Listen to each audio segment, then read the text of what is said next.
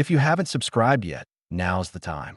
When the channel reaches 1,000 subscribers, I'll share a surprise story I've prepared especially for you. The desert stretched endlessly under the late afternoon sun, its heat heavy enough to make the air tremble. The ground was cracked and dry, littered with rocks that had long lost their color. A few mesquite trees stood in the distance, their thin branches barely alive. A man moved through this emptiness, slow, deliberate, cautious. His name was Eli Cartwright, a former cavalry scout who had once ridden under the U.S. flag. He had seen what men did in the name of order, and one day he'd seen too much. During a raid 3 years earlier, the troops he rode with burned an Apache settlement to the ground. Women, children, elders, none were spared. Eli had followed orders until he couldn't. That night, when the screams faded and the fire ate the sky, he walked away. He never looked back. Now he lived alone in a cabin near a dying creek, deep in a forgotten part of Arizona territory. He wasn't hiding from a law. He was hiding from himself. The cabin was simple: one cot, one table, a stove, and the smell of old coffee that never left. He fixed fences that didn't need fixing, hunted small game when he could, and talked only to his horse, a gray gelding named Pike. His days blended together in quiet repetition. Work, eat, sleep, try not to remember. That afternoon, he was kneeling by the creek, rinsing a tin plate, when something moved in the brush upstream. The sound was faint, just a soft shift of leaves, but Eli's body stiffened. His hand went to the revolver on his hip before his mind even caught up. Years of scouting had taught him to listen before thinking. He waited, eyes locked on the shrubs, every muscle tense. Then he saw her. At first, it didn't make sense, a figure stumbling toward the water, unsteady, covered in dust. She was barefoot, her dress torn and caked with dirt. Her long black hair was tangled and stuck to her face with blood. She looked young, maybe in her 20s, but her movements were slow, drained like someone who had been running for days. She tried to step forward again, failed, and fell to her knees. Eli stayed where he was. His instinct told him to be careful. People didn't just wander out of the desert like that. There were outlaws, escaped prisoners, settlers gone mad, and worse. But as he watched her hands shaking, trying to push herself up again, the part of him that remembered being human took over. He slipped his revolver back into its holster, crossed the creek in 2 long strides, and knelt beside her. "Ma'am," he said, voice low and cautious. "You hear me?" Her head lifted slightly. Her eyes, dark, dry, unfocused, met his for just a second before she collapsed. Eli's mind ran through the choices. He could leave her there, ride into town, and send help. But the nearest town was a day's ride, and the woman didn't look like she had an hour left in her. He took a breath and made the decision that would change his quiet exile forever. He lifted her off the ground. She was lighter than he expected, bones and exhaustion wrapped in torn fabric. Her skin was warm from fever, and her pulse was weak. She didn't resist, just breathed in short, shallow bursts. Back at the cabin, Eli laid her on his cot, pulled the blanket over her, and stoked the fire. He poured a small amount of water from his canteen into a cup and set it beside her. The room smelled of ash and metal, and the only sound was the ticking of the old clock on the wall. He studied her face in the dim light, the cuts, the bruises, the deep exhaustion that went beyond physical pain. He noticed something else too, a small leather pouch tied around her neck with a strip of sinew. Apache. The realization made him sit back, staring at her for a long time. His throat tightened. The face of another woman flashed in his memory, one he'd seen crying in the smoke years ago as he rode past with his rifle. He had buried that memory deep, but came back now, sharp and cold. He stood, rubbed his temples, and whispered to himself, "You can't undo it, Eli." But he stayed anyway. As the fire grew stronger, her breathing steadied. Eli sat in the chair across from her and waited. He didn't know her story yet, didn't know why she had crossed into this wasteland, but something in him already understood the shape of it. Loss, survival, the same as his. He didn't pray, but before closing his eyes for the night, he looked at her one more time and said softly, You'll make it till morning. You come too far not to. The desert wind rattled the shutters. The creek murmured faintly outside. For the first time in years, Eli didn't feel alone, and that realization unsettled him more than he could explain. The morning light slipped through the cracks in the cabin walls, cutting across the floorboards in thin lines of gold. The fire from the night before had burned low, leaving only a faint red glow in the stove. Eli Cartwright sat in the corner chair, hat pulled low, a rifle resting against his knee. He hadn't slept much. Every few minutes, his eyes had opened again, drifting toward the figure on his cot. The Apache girl was still there, alive but restless.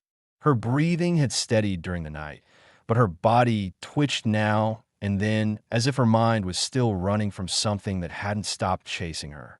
Eli rose, poured a little water into a tin cup, and set it beside the bed. The sound of it made her flinch awake. For a moment, she didn't move. Only her eyes darted around, wide and sharp, trying to make sense of where she was. Then she saw him. Her reaction was instant. She pulled the blanket tight around herself and pressed her back against the wall. "It's all right," Eli said quietly. "You're safe here." She didn't answer. Her lips were dry, cracked from the sun. Her eyes carried fear, but not confusion. This was a fear built from experience, not surprise. She studied his face, then the cabin, then the door. Her gaze stopped on the rifle near his chair. Eli noticed and pushed the weapon aside slowly. "Ain't gonna hurt you." Still nothing. He left her there and stepped outside. The air was cool, the sky a clear blue that made the desert seem almost peaceful. He walked down to the creek, filled a bucket with water, and tried not to think about how strange it felt to have another person breathing under his roof again. For years, his life had been a quiet rhythm. Wake up, work, eat, sleep. No voices, no questions, no guilt he couldn't push aside. Now, everything felt different. When he came back, she was sitting up. Her eyes followed him, but her body stayed tense. She looked ready to run. "You got a name?" he asked. No answer. He set the bucket down near the stove. "Mine's Eli." Her fingers moved slowly toward the tin cup. She took a sip, then another. Her hands trembled so much that some of the water spilled down her chin. Eli handed her a clean rag from the table, and she hesitated before taking it. That small gesture, the way she accepted something from him, was the first crack in the wall between them. Hours passed in silence. Eli went about his work, chopping wood, fixing a window hinge, mending his saddle strap. Every sound he made seemed to echo in the quiet. She watched him from the bed, her expression unreadable, but her eyes always alert. He knew that look. He'd seen it on people after raids, people who didn't trust the world enough to close their eyes. By late afternoon, she spoke. Just one word. "Naya." He turned toward her, unsure if he'd heard right. "That your name?" She nodded once. Eli gave a small nod back. "All right, Naya." She said nothing more, but the silence between them had shifted. Less fear, more curiosity. That night, he cooked beans and dried meat in a pot over the fire. The smell filled the cabin, warm and earthy. He offered her a bowl, placing it within reach, but not forcing it. She waited until he turned away before she took it. When he sat back down, he saw the bowl empty in her hands. "You were out there alone?" he asked. "How long?" Her eyes lifted to him briefly. "For days." He wanted to ask more. Who hurt her? Where she came from? What happened? But something in her face stopped him. The past didn't need questions tonight. She needed rest. He understood that. Later, when she tried to stand, her knees buckled. Eli caught her before she fell, his hands steady but gentle. She froze in his grip, breathing hard. Their eyes met close now. For a moment, both of them remembered who they were, two people from different worlds, bound by things neither wanted to say. He eased her back to the cot. "Easy. You're safe." Her breathing slowed. She whispered something, words in Apache he couldn't understand, and turned her face away. Eli sat back down, the chair creaking under his weight. He looked at her profile in the firelight, the way her expression softened when she finally closed her eyes. He felt a heaviness inside him, not fear, not guilt, but the start of something he couldn't name. As the night deepened, The wind began to rise outside, whistling through the boards. Eli leaned back, eyes half closed. He thought about why he had stayed in this place all these years. Maybe it was punishment. Maybe it was survival. But now, for the first time in a long while, he had someone else under his roof. And he wasn't sure if that scared him or gave him something like purpose again. Before sleep took him, he spoke quietly to the dark. "You'll heal here, Nea. You have my word." Outside, the desert wind blew steady across the land, carrying the sound of distant coyotes. Inside, for the first time in years, Eli Cartwright felt the strange weight of responsibility. And deep down, something else he hadn't felt since before the war, the faint, uncomfortable pull of hope.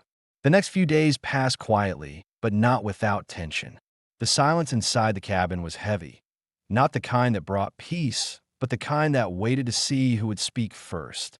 Eli Cartwright moved through it with the same deliberate rhythm as always, keeping busy with chores that didn't need doing. He sharpened his knife, patched the roof again, and checked the traps by the creek, even though he knew nothing had been caught. He did it because movement helped him think, or rather, helped him not think. Nea was stronger now. The color had returned to her face, and she was eating again, though she still avoided eye contact most of the time. She spoke only when necessary, her voice quiet but certain. She stayed near the door, never too far from escape. Eli noticed, but didn't mention it. He understood the instinct. Trust was a slow thing to build, especially for someone who had seen too much betrayal to believe in kindness. One morning, as the sun rose over the ridge, Eli saw her outside, near the creek. She was washing her hands, moving carefully, as if remembering how to be gentle with her own body again. When she looked up, she saw him watching and froze. For a second, it felt like she might run. Instead, she said, "You don't sleep much." Eli shrugged. "Habit." He hesitated before speaking again. "You got family somewhere?" Her eyes lowered. "Not anymore." He nodded slowly. He had expected that answer, but hearing it still pressed against something deep in his chest. "You lost them in a raid?" She looked at him directly for the first time, and her voice hardened. "You already know which one." Eli felt the air shift.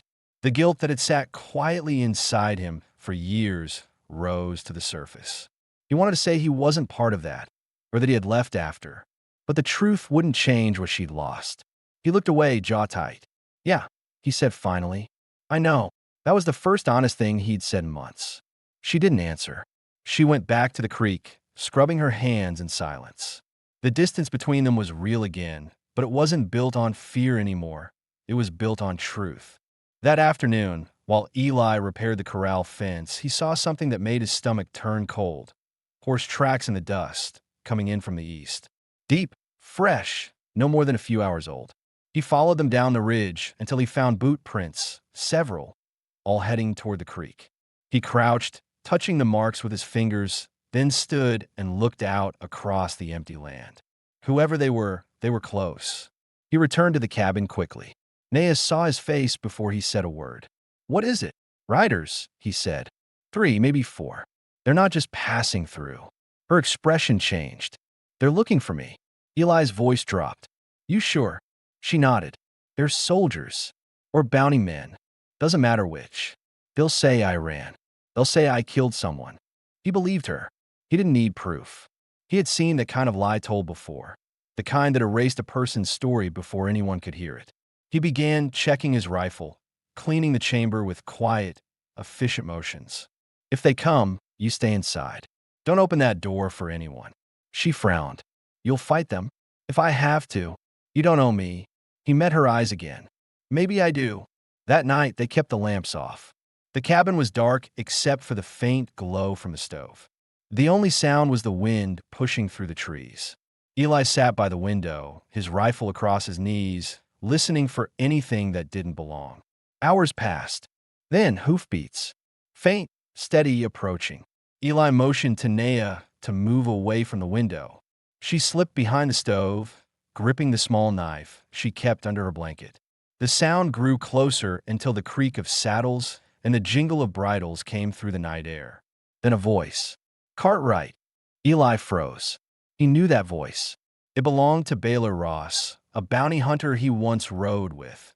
a man who lived off other people's misfortune. Baylor's tone carried mockery. Heard you've been keeping company out here. Apache girl, right? Word is she's wanted by the territorial marshal. Figured I'd stop by and see if you're still soft enough to care. Eli stepped into the doorway, rifle in hand. The moonlight hit his face as he spoke. You got the wrong place, Baylor. Nobody here but me. Baylor smiled in the dark. You were never a good liar. There were 3 men behind him. One held a lantern, its light casting shadows across the brush. Baylor swung down from his horse, boots crunching in the dirt. Hand her over, Eli. Save yourself a bullet. Eli's heartbeat slowed, not from calm, but from the kind of focus that came when a man had no choice left. You're not taking her. The stillness that followed was sharp. The men tensed. The sound of a hammer cocking broke the quiet. The first shot came from Baylor's man, a quick flash, loud, close. Eli dropped behind the porch post, fired once, twice. Someone screamed. Horses panicked and bolted into the dark. Baylor dove for cover behind a log pile, firing blindly toward the cabin. Inside, Nea pressed herself against the wall, eyes wide but steady. She didn't scream. When a bullet shattered the window, she crawled to the corner, found Eli's spare revolver, and held it tight. Outside, the gunfire slowed. Then silence again. Baylor's voice came low and strained. You think this changes anything, Eli? You can't save her. You couldn't save the others. Eli's jaw clenched. He stepped out from behind the porch, rifle aimed. You're right, he said, but I can stop you. One last shot echoed through the basin. Baylor dropped. The others fled into the night, the sound of their horses fading until there was nothing left but wind. Eli stood still, breathing hard. His rifle trembled in his hands before he lowered it. When he turned, Nea was standing in the doorway, holding the revolver. Her face was pale but calm. You didn't have to do that, she said softly. Eli looked at her for a long moment. The guilt in his eyes wasn't just from the killing. It was older, deeper, something he'd carried since that night 3 years ago. Yeah, he said, voice breaking slightly. I did. She stepped closer, reached out, and placed her hand on his arm. Then don't run from it anymore. He didn't answer, but he didn't look away either. For the first time since she'd arrived, neither of them felt like they were just surviving. That night, as the fire burned low, Eli sat by the window until the first light of dawn crept over the hills. The men were gone, but something in him had shifted. The old silence inside him wasn't empty anymore. It carried her voice now, quiet but certain, reminding him that he still had something worth standing for. Dawn came quietly, the light gray and cold over the basin. The gunfight from the night before had left the air heavy with the smell of smoke and gunpowder. Eli Cartwright stood by the creek, sleeves rolled up, washing the blood off his hands. The water turned red, then faded into the current. Behind him, the cabin stood silent except for the faint creak of wood in the morning wind. 3 bodies lay buried not far from the edge of the trees. Eli had worked through the night to put them in the ground, marking each grave with a pile of rocks. It wasn't out of mercy, it was habit. A man couldn't leave corpses to rot where he lived. He told himself that was all it was, but he knew better. No matter what they'd done, burying them was the only decent thing left to do. When he returned to the cabin, Nea was awake, sitting at the table with a blanket around her shoulders. Her face was calm but pale, her eyes red from lack of sleep. She had cleaned up the broken glass from the window and swept the floor. It was her way of taking back control of something, anything, after chaos. Eli nodded to her as he came in. It's done. She looked at him for a moment, then asked, Did you know that man? The one who called you by name? He hesitated before answering. Yeah, I rode with him. Years back, before I left the army. What happened? Eli leaned against the wall, arms crossed. We were sent to clear an Apache village near the border. Said they'd stolen cattle. Turned out it wasn't true. They just wanted the land. Baylor followed orders. I didn't. Nea's expression didn't change, but her voice was quiet when she said, You were there. He nodded once. I was. There was a long silence. Outside, the wind moved through the trees, the only sound between them. Eli didn't try to explain himself further. He knew there weren't words for what had happened. and she didn't need to hear him justify it. The truth was enough. After a while, she stood and said, "We should leave. They'll come back." "They won't," Eli said, shaking his head. "Those men weren't law. They were bounty hunters. Baylor worked alone. Word won't spread fast enough to matter." She frowned, unsure whether to believe him. "What if you're wrong? Then we'll deal with it." He didn't say it to sound brave. It was just a fact. But something in the way he said it, steady, certain, eased her a little. For the first time, she saw him not as a threat, not even as a man haunted by guilt, but as someone who could be trusted to stand his ground when it mattered. Over the next days, the two of them settled into a rhythm again, but it wasn't the same as before. Something had shifted. The space between them was no longer filled with fear or silence, but with the small, careful signs of two people learning to live with each other. Naya started helping with the chores outside. She tended the small patch of corn behind the cabin and fixed the water bucket that had cracked in the heat. Eli noticed how she moved, cautious but focused, like she had rebuilt herself from the inside out. At night, she sometimes hummed in her language, soft songs that carried across the quiet. Eli didn't ask what the songs meant. He just listened. One evening, a storm came rolling over the hills. The first drops hit the roof like soft knocks before the sky opened up. Naya stepped outside, letting the rain wash over her face. Eli followed, standing in the doorway, watching her. She turned to him and smiled, the first time he'd seen her do it. "In my home," she said, "rain means the land forgives." He stepped out beside her, the rain soaking his shirt. "I'm not sure I believe in forgiveness," he said. "You don't have to," she replied. "You just have to stop running." Her words stayed with him long after the rain stopped. That night, when they sat by the fire drying their clothes, Eli finally spoke about the things he had never said aloud. He told her about the orders, the raids, and the day he walked away from the army. How he'd tried to disappear, thinking silence could erase what he'd done. When he finished, she didn't speak right away. She only looked at him with a quiet understanding that words couldn't match. Then she said, "You can't change what happened, but you change what you did after. That matters." He looked at her hands, scarred, rough from survival, and realized how much she had lost, yet she was still capable of saying that. Outside, the storm had passed, leaving the air cool and clean. The fire flickered, throwing long shadows across the cabin walls. Eli felt a calm he hadn't known in years. For the first time, the silence between them didn't feel like punishment. It felt like peace. When she rose to go to bed, she stopped by his chair. "Tomorrow," she said, "we fix the roof." He smiled faintly. "I thought you were planning to leave." She paused, looking down at the floor. "I was, but there's nowhere left to go." Eli nodded, the understanding unspoken but clear. "Then you can stay here, as long as you need." Her reply was simple. "I'll stay as long as you don't make me regret it." He gave a small nod, and she walked toward the cot. The fire crackled softly as the night settled around them. Eli leaned back, eyes on the flames, and felt something shift inside him again. Not guilt this time, not fear. It was something steadier. It was the feeling of a man who had finally stopped running. The days that followed carried a strange calm. The gunfire, the fear, and the memories that once kept them awake at night had faded into the background, replaced by the quiet rhythm of work, rebuilding, and shared silence. The cabin had survived the storm, and so had they. Eli Cartwright repaired the holes in the roof, while Naya tended the small garden behind the house. When the hammer struck wood, the sound echoed across the open valley, steady, patient, almost peaceful. By early summer, the land itself seemed to change. The dry grass had grown green again, and the creek, once shallow and weak, now ran steady after the rains. Birds returned, and the nights grew softer. Life had found its way back to a place that had forgotten what life felt like. Eli noticed that Naya laughed sometimes now, quietly, almost to herself. It was a sound that startled him at first. He couldn't remember the last time laughter had lived inside those walls. She moved differently too, not like someone who expected a run.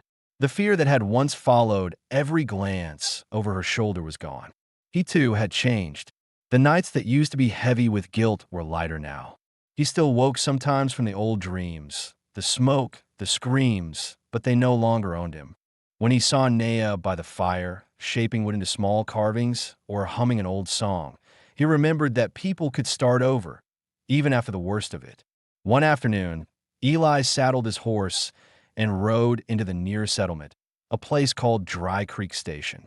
He hadn't been there in nearly a year. The few townsfolk who remembered him looked surprised to see him alive. He sold some pelts, bought coffee, nails, and cloth, and asked quietly about any men still looking for an Apache fugitive. The storekeeper shook his head. No talk of that lately. Guess whoever she was, she's just another ghost now. Eli nodded, paid, and left without another word. On the ride back, he thought about how close they'd come to disappearing forever, how easily the world forgot people when it wanted to. But maybe that was what they needed. Forgetting could be a kind of mercy, too. When he returned, the cabin smelled like fresh bread. Nea stood by the stove, her hair tied back, flour on her hands. She looked at him and smiled. Not cautious, not forced, but real. "You were gone long," she said. "Town's further than I remembered." She handed him a piece of bread, warm and soft. "Did you find what you needed?" He sat down, breaking the crust between his fingers. "I think I did." That evening, as the sun sank behind the ridge, they sat outside on the porch. The horizon glowed red and gold, the light touching the hills like fire without heat. Eli leaned back in his chair, a tin cup of coffee in hand. Nea sat on the steps, braiding a piece of twine. After a while, she said, "Do you ever think about leaving here?" He looked out over the land before answering. "I used to. Thought about heading north, maybe finding work up by the mines. But not anymore." "Why not?" "Because this place stopped feeling like punishment." He paused, then added, "And because you're here." She didn't reply right away. Her fingers kept working the braid. Finally, she said, "I never thank you." "You don't have to." "I do. You didn't owe me anything. But you stayed." Eli looked down at the ground, the dirt worn smooth by their footsteps.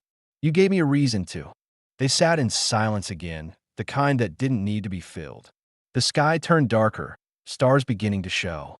A cool breeze carried the smell of rain from somewhere far away. Later that night, when they went inside, the cabin felt warm and alive. The walls were lined with small signs of their shared days. A repaired chair, a new window pane, a row of wooden figures carved by Nea sitting neatly on the shelf. Everything in the room had a story now. Eli watched her as she added wood to the fire. The light flickered across her face, catching the faint scar on her shoulder, the one that had first told him she'd survived something terrible. He realized she didn't hide it anymore. "You ever think about going back?" he asked quietly.